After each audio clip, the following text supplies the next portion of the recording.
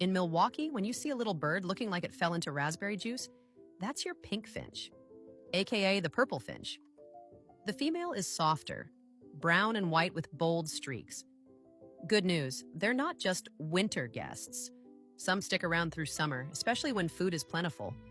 So spotting one now isn't just possible, it's pretty cool. These finches love seeds, buds, berries. And at your feeder, they go crazy for black oil sunflower. Come spring and summer, look for their neat cup nests tucked in conifers.